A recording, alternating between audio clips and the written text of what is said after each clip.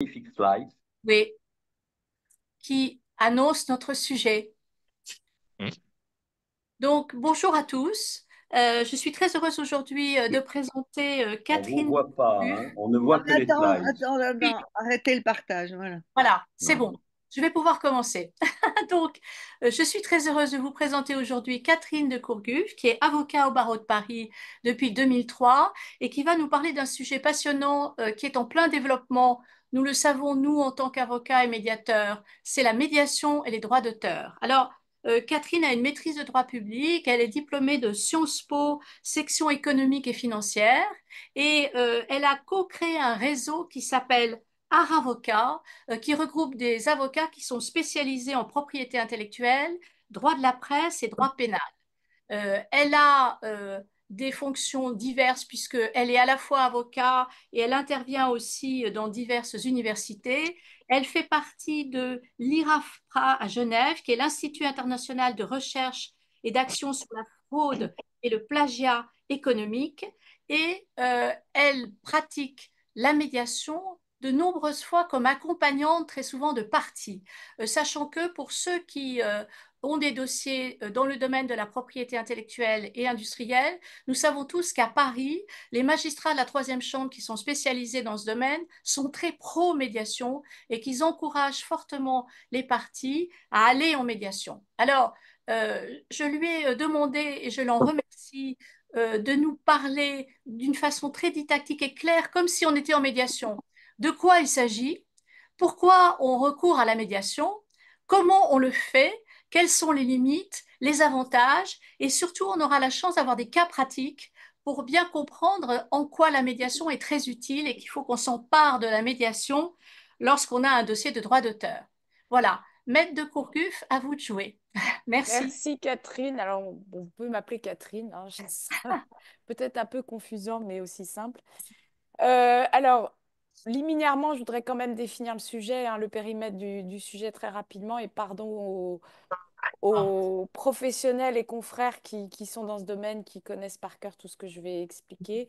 Donc, je vais vous parler des droits d'auteur, c'est-à-dire je ne vais pas vous parler des droits de propriété intellectuelle, industrielle, pardon, qui font partie d'une globalité qu'on appelle les droits incorporels ou les droits de propriété intellectuelle. Donc, les droits de propriété industrielle, c'est les marques, les brevets, les dessins et modèles ou les quasi-droits, par exemple les droits de domaine, les noms de domaine, qui ont d'ailleurs tous développé des structures de médiation, je le signale au passage, même si ce n'est pas mon sujet. Par exemple, le IPO qui s'occupe des marques et dessins et modèles au niveau européen vient de créer en fin 2023 une structure de médiation en son sein. C'est donc une pratique qui se développe aussi dans ce domaine. Alors, le droit d'auteur, c'est un droit qui naît euh, sur une œuvre de l'esprit, du seul fait de sa création à partir du moment où l'œuvre est originale. Voilà. Et même si le contenu, c'est pas la nouveauté ni le contenu qu'on va protéger, c'est la forme. Et dans le droit d'auteur, il y a deux attributs principaux qu'il faut connaître pour comprendre ce que je vais expliquer ensuite sur la médiation. C'est les attributs d'ordre patrimonial, donc le droit de reproduction, de représentation, le droit de suite, et qui s'éteignent 70 ans après la mort de l'auteur. Mais donc ça implique des successions, évidemment, après la mort de l'auteur pendant 70 ans.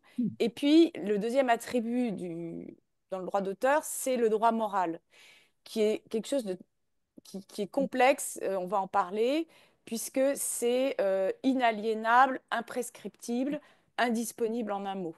Donc, en matière de transaction et de médiation, ça peut être un problème. Et dans cette galaxie des droits incorporels, donc propriété industrielle, droit d'auteur, on a rattaché aux droits d'auteur ce qu'on appelle les droits voisins, qui sont des créations plus récentes, qui vont être les droits de l'artiste-interprète, le droit du producteur de l'œuvre audiovisuelle, de celui qui fait les phonogrammes, etc. Donc, on a un millefeuille de droits voisins qui s'intriquent et qui se combinent avec les droits de l'auteur. Alors, Vous me dites quand vous voulez que je passe les slides.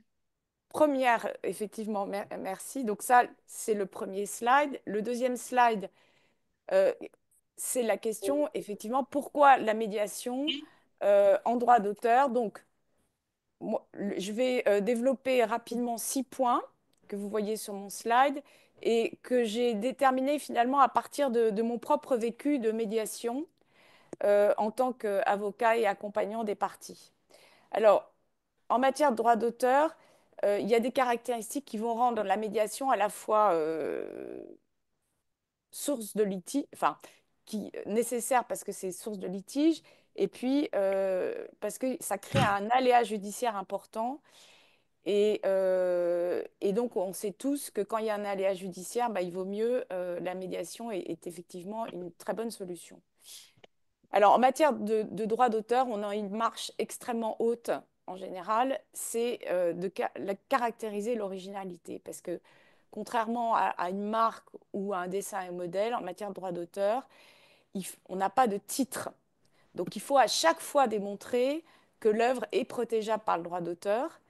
Et ça peut être très complexe. Euh, Par exemple, une photographie, je vais vous donner des exemples que j'ai vécu, une photographie, un portrait, par exemple, euh, démontrer que la forme de ce portrait est originale, qu'il y a une lumière particulière, etc., qui exprime la personnalité de l'auteur. C'est le critère qui est utilisé par la jurisprudence. En plus, selon les textes, la notion d'originalité n'est pas forcément la même en droit fiscal, en droit d'auteur. Donc, il y a une difficulté qui va être majeure. Je vais vous donner un exemple récent. Donc, on est entré en médiation pour une question de traduction d'un texte littéraire. Bon, le traducteur, il est censé être fidèle évidemment à l'auteur initial, mais en même temps, il va exprimer une personnalité. Et on nous dit dans le Code de la propriété intellectuelle que la traduction, elle est protégeable par le droit d'auteur à condition évidemment d'expliquer au magistrat, au tribunal, en quoi ma traduction, elle est spécialement originale. Donc c'est quand même une vraie difficulté devant un tribunal. Et quand on va en médiation, ça permet au moins de se mettre d'accord sur le fait que l'œuvre est protégeable par le droit d'auteur. Et je peux vous dire que si la protection est refusée par le tribunal, les conséquences peuvent être énormes, évidemment, pour l'auteur, puisque son œuvre, désormais, même si ça n'a autorité de la chose jugée qu'entre les parties, son œuvre ne sera plus protégeable. Je vous donne aussi un autre exemple rapide. On a essayé une médiation pour des œuvres d'art qui reproduisaient des ongles rouges géants. Donc, c'était une installation d'œuvres d'art. Est-ce que reproduire des ongles rouges géants, des ongles laqués, c'est protégeable par le droit d'auteur? Ça, c'est une vraie question. Et on a proposé une médiation qui aurait, à mon avis, pu être accepté de manière assez judicieuse par l'auteur qui l'a refusé. Et donc ça, c'est une médiation avortée. Et malheureusement, le tribunal lui a refusé la protection du droit d'auteur puisqu'on est allé au contentieux. Alors, la deuxième raison qui peut pousser à la médiation, c'est que l'auteur en matière, l'auteur, même si aujourd'hui on a l'IA qui intervient, euh, mais c'est toujours réaffirmé même avec l'IA, l'auteur c'est une personne physique. Donc, qui dit personne physique, hein, vous le savez tous, si vous faites de la médiation, euh, dit importance de l'affect, des relations personnelles, de préserver l'image, et puis aussi des bonnes surprises. Je vais vous donner un exemple de médiation que j'ai vécu. Une jeune décoratrice d'un hôtel fait des décorations dans un hôtel, elle reprend des affiches de films, elle s'inspire d'affiches de films d'un artiste connu. Et l'artiste en question, évidemment, a fait un procès, enfin, évidemment, a fait un procès on est allé en médiation et en fait, les personnes se sont rencontrées. L'auteur qui était voilà, qui ne faisait pas du tout ça pour l'argent, manifestement, mais pour préserver son œuvre, s'est rendu compte que la décoratrice qui était ma cliente était en fait ignorante du droit d'auteur, tout simplement, n'était pas de mauvaise foi, même si devant un tribunal, la bonne foi est inopérante. Pour lui, ça a été important, cette question de la bonne foi, même si pour un tribunal, ça ne l'est pas. Et on a réussi la médiation en la matière. Je vous donne un autre exemple où l'intuitu personnel finalement a beaucoup joué.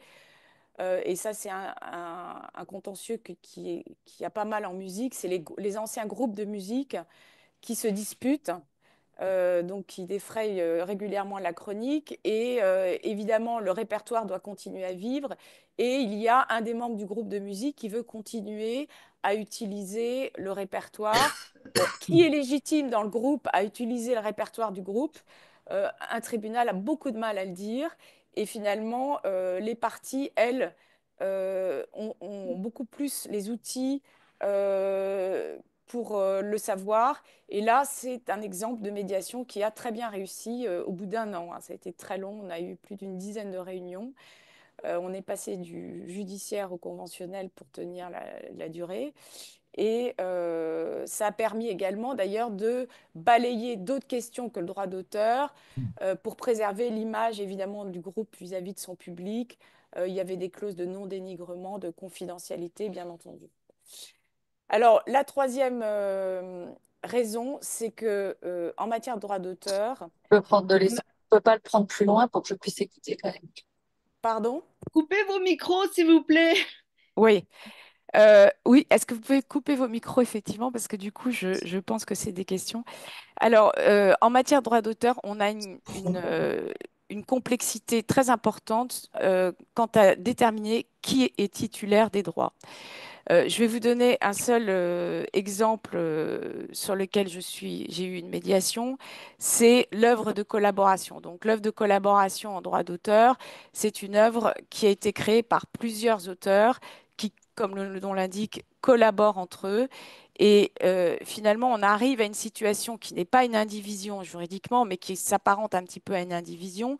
C'est-à-dire que à chaque fois que vous, par exemple, vous faites une procédure judiciaire, vous devez mettre dans la cause tous les autres co-auteurs, hein. Donc, ils ne peuvent pas agir sans les autres. Dans la plupart des cas, il y a des exceptions. Donc, c'est très complexe. Je vais vous donner mon exemple. J'avais un client qui avait fait une interview de trois artistes. Et donc, c'est une œuvre de collaboration parce que finalement, chacun interagit l'un avec l'autre au cours de l'interview. Donc, on a une œuvre indissociable. Donc, moi, il a fallu que j'assigne. Bon, l'interview avait été contrefaite, donc il a fallu que j'assigne tous mes autres co-auteurs. Certains se sont retournés contre moi, alors que je les mettais dans la cause et qu'en principe, on devait avoir tous le même but, c'était de faire cesser la contrefaçon. Donc, on a eu une médiation. En plus, on était une quinzaine puisque deux des interviewés étaient morts, donc c'était la succession qui intervenait, donc il y avait plusieurs ayants droit. Donc c'était le cas rêvé pour une médiation. Et puis finalement, ça a échoué pour des raisons que je ne peux pas expliciter, j'ai pas le temps. Mais c'était, à mon avis, le cas rêvé pour une médiation. En matière de droit d'auteur, on a donc des successions puisque le droit moral, il est sans fin, hein. On a les héritiers Victor Hugo qui ont fait des procédures au XXe siècle et le droit patrimonial dure 70 ans. Donc on a des situations extrêmement complexes puisque dans le cadre des successions, on peut avoir des droits d'auteur qui sont démembrés. Ça veut dire que, par exemple, le droit moral, je vais vous donner un exemple d'un dossier où j'aimerais bien aller en médiation. On a un artiste qui est mort, il a des enfants d'un premier lit, qui sont titulaires de ce qu'on appelle le droit de divulgation, c'est-à-dire le droit de divulguer les œuvres de l'artiste qui n'ont jamais été présentées au public. Et on a une veuve, qui est donc un second mariage, qui a l'usufruit du droit d'exploitation. Donc, pour éditer les sculptures qui n'ont pas été encore montrées au public, on a besoin que tout le monde se mette d'accord. Et là, il y a des procédures qui n'en finissent plus, et je pense que le problème ne peut se régler que, durablement, que grâce à une médiation. Alors, la quatrième raison, c'est l'inadaptation du droit d'auteur aux situations concrètes d'exploitation. En France, on a un droit d'auteur qui n'est pas toujours, il faut l'avouer, très adapté aux situations économiques concrètes. Je vais vous donner un exemple. Le salariat. On peut croire, beaucoup de gens croient que parce qu'on a un salarié, il vous cède ses droits d'auteur. Non. En fait, il faut que dans le contrat de travail, il y ait une clause de cession de droit. Donc, on se retrouve souvent dans des situations des années après, quand le salarié part de vide juridique, puisqu'il n'a pas cédé ses droits. Je vais vous donner un autre exemple, la prohibition de la cession des œuvres futures, c'est-à-dire qu'une œuvre qui n'est pas encore créée, un salarié ne peut pas céder à l'avance ses droits. Donc, il faudrait que tous les ans, il cède finalement ses droits sur tout ce qu'il a créé pendant l'année. Donc, pour revenir à la médiation, c'est vraiment très utile.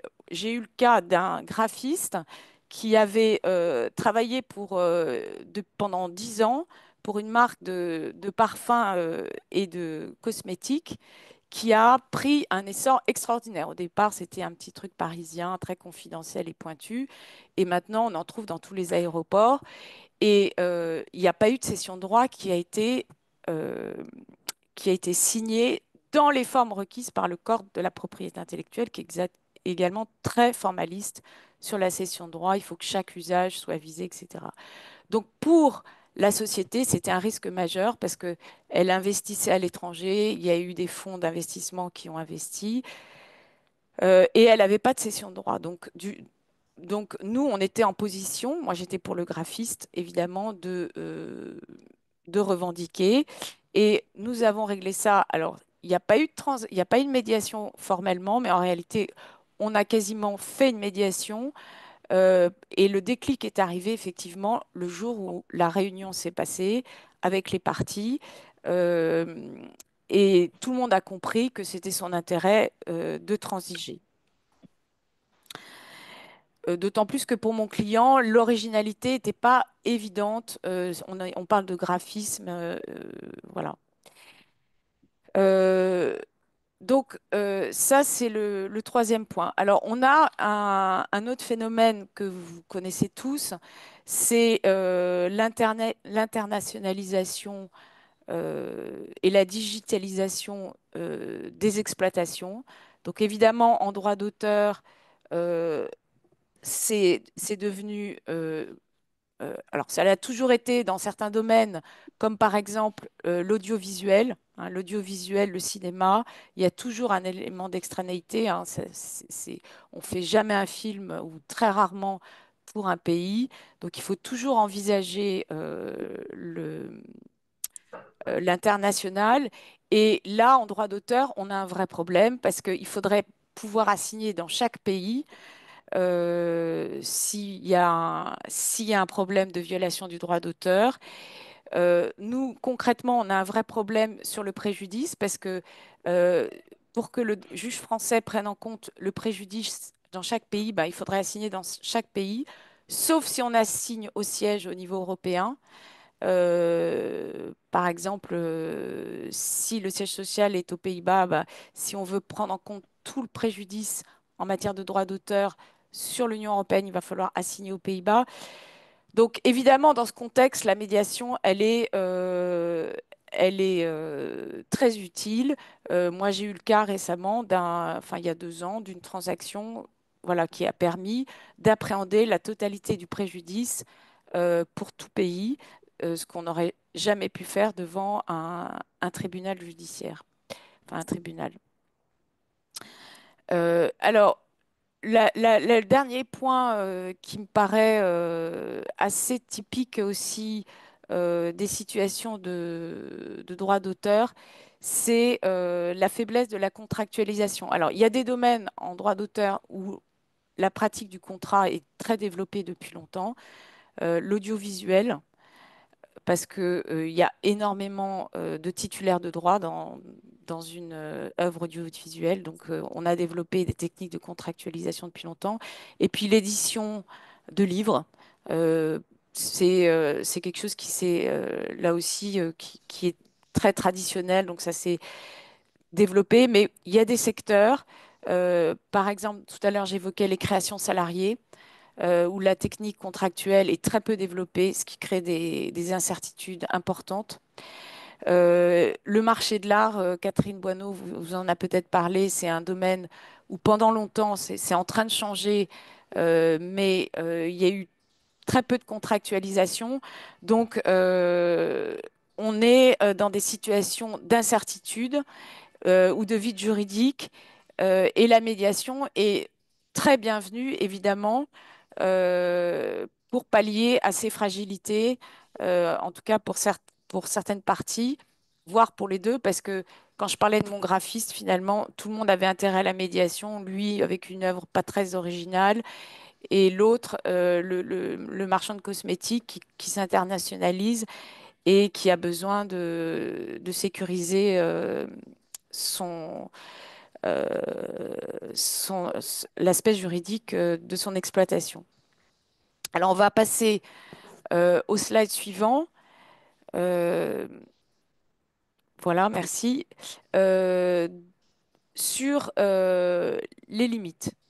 Alors, on a compris donc l'intérêt de la médiation. Je n'ai pas évidemment développé l'intérêt de la médiation que vous connaissez tous de manière générale, c'est-à-dire la, la confidentialité, etc. Bon, ça, en droit des affaires, c'est assez général. J'ai développé surtout les aspects spécifiques au droit d'auteur. Mais c'est vrai que dans le droit d'auteur, c'est quand même une branche du droit des affaires. Donc, on peut transiger peut-être plus facilement que, par exemple, en droit de la famille ou au pénal, évidemment. Euh, mais il y a des limites que je vais exposer en 4 points. Alors, la première limite en matière de droit d'auteur, à mon avis, et ça c'est beaucoup discuté par exemple par la doctrine en matière d'arbitrage spécifiquement, il y a pas mal de doctrines là-dessus, c'est l'indisponibilité du droit moral. Euh, le droit moral, tout à l'heure en introduction, je vous l'ai dit, est indisponible, c'est-à-dire que vous ne pouvez pas le céder.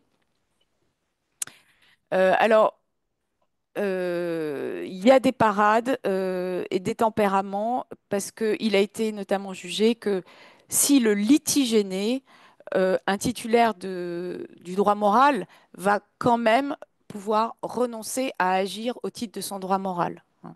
Donc, il faut que le litige soit né. La jurisprudence a aussi reconnu la validité des contrats dans lesquels un auteur renonçait, et ça on a ça très couramment, renonce à son droit à la paternité, même si on nous dit qu'il peut revenir sur sa décision tout le temps, ce qui crée quand même une petite incertitude. Mais par exemple, sur un site internet, un graphiste ne va pas voir son nom mentionné, il peut l'accepter par un contrat.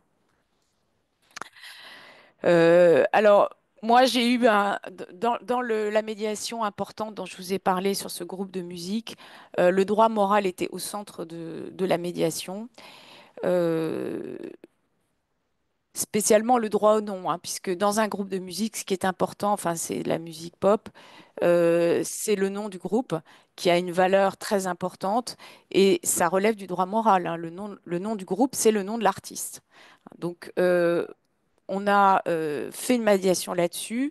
On a renoncé à des actions, à des infractions, enfin des violations supposées antérieures, et on a organisé l'exercice du droit moral. Euh, voilà, il y a une certaine incertitude, puisqu'encore une fois, en cas de litige, le droit moral est indisponible, mais ça permet en tout cas de pacifier les relations et de sécuriser quand même l'exploitation. La deuxième limite, c'est l'ordre public qui est quand même assez important dans le droit d'auteur. Bon, je n'ai pas le temps de le développer. Évidemment le pénal, puisque la contrefaçon est aussi un délit pénal, même si la plupart du temps c'est porté au civil. On peut porter la contrefaçon devant les juridictions pénales, et là tout le monde sait que la transaction n'est plus du tout la même. L'autre limite que je verrais, c'est bon, alors, c'est une limite qui est peut-être générale, c'est la mauvaise formation des avocats à la technique de la médiation, mais j'ai l'impression, alors je me trompe peut-être, qu'il y a des domaines comme par exemple comme le droit de la famille, où la médiation est quelque chose qui est pratiqué quand même beaucoup plus naturellement. Et en matière de droit d'auteur, c'est en train de changer, comme l'a rappelé Catherine en introduction, et je vais en reparler. C'est heureusement en train de changer, mais c'est vrai qu'un avocat qui ne connaît pas les techniques de la médiation, moi je l'ai vécu, ça peut fusiller très rapidement une médiation malheureusement. Et alors, le dernier point, c'est la stratégie des auteurs. Donc les auteurs, c'est pas toujours des gens comme les autres. Ils sont pas toujours très pragmatiques. C'est pas forcément l'argent qui les intéresse. Il y a des enjeux symboliques importants en matière de droit d'auteur.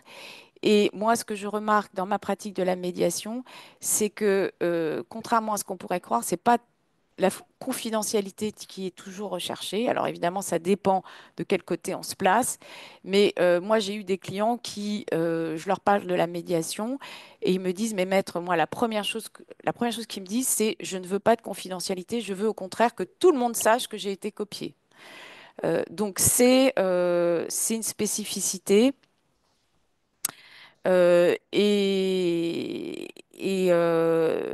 c'est assez fréquent en droit d'auteur. Alors, dernier point, et je vais passer au dernier slide. Si vous pouvez me le... Voilà, parfait, merci beaucoup. Le 13e point, c'est la mise en œuvre de la médiation en matière de droit d'auteur. Donc, elle est évidemment conventionnelle, donc on la trouve de plus en plus dans les contrats de droit d'auteur.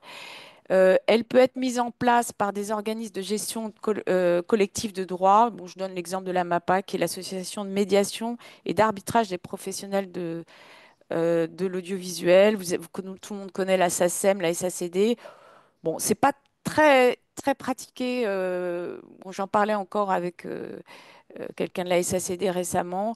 C'est pas extrêmement développé dans, dans la plupart je trouve, des sociétés de gestion collective des droits. Mais il y en a comme la MAPA qui sont quand même vivants. Il y a aussi l'OMPI. Je vous ai mis en bibliographie un article intéressant de Christelle Biondi, qui est médiatrice, qui parle de la médiation à l'Organisation mondiale de la propriété intellectuelle, pardon, qui a une cellule de médiation qui a l'air de bien fonctionner. Sur la mise en œuvre, alors j'ai mis conventionnel, mais la loi prévoit que de manière conventionnelle, on va pouvoir saisir certains médiateurs, par exemple un médiateur de la musique, qui est prévu par le Code de la propriété intellectuelle.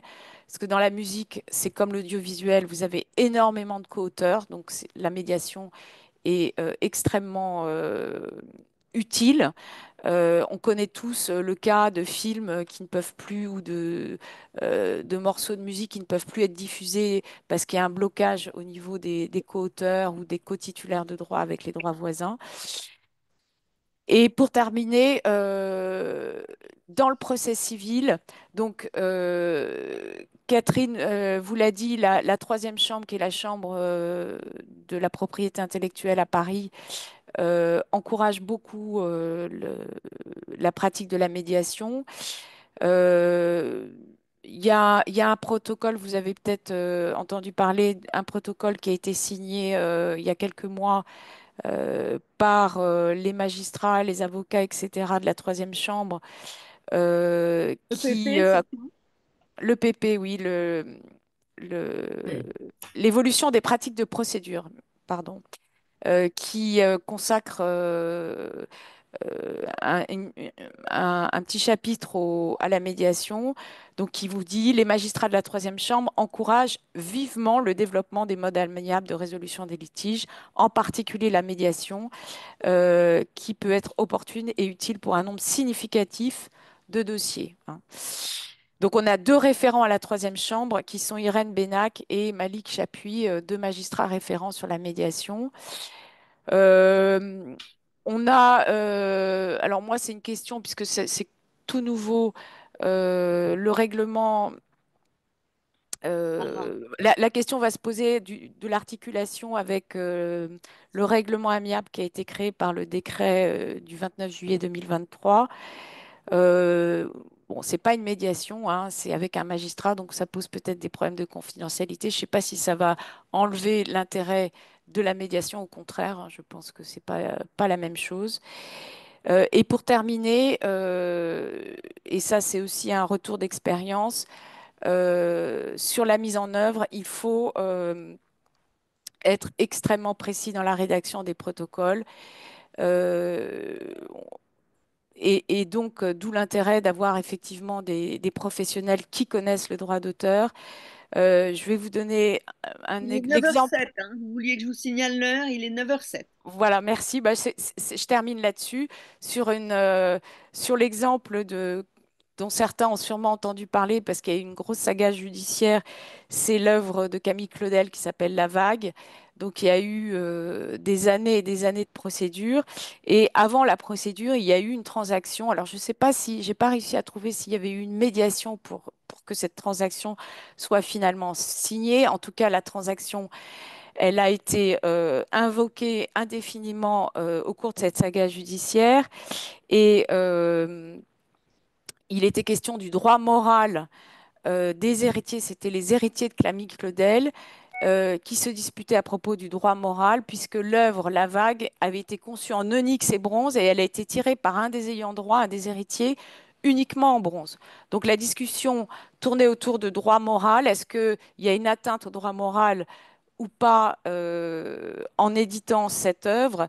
Eh bien, il a été finalement jugé que la transaction avait autorisé la réalisation du surmoulage, donc de l'œuvre en onyx et bronze, donc pas d'atteinte au droit moral, puisque la transaction avait autorité de la chose jugée, mais le rédacteur de la transaction n'avait pas pris le soin de prévoir le cas de comment l'œuvre allait être présentée, l'œuvre éditée en bronze. Est-ce qu'elle allait être présentée comme originale? La transaction ne l'a pas prévu et c'est là où le bas blessait. Donc, le tribunal a jugé qu'il y avait contrefaçon, atteinte au droit moral de l'auteur, Camille Claudel, puisque l'œuvre a été présentée comme originale. Donc, c'est très subtil, c'est très technique.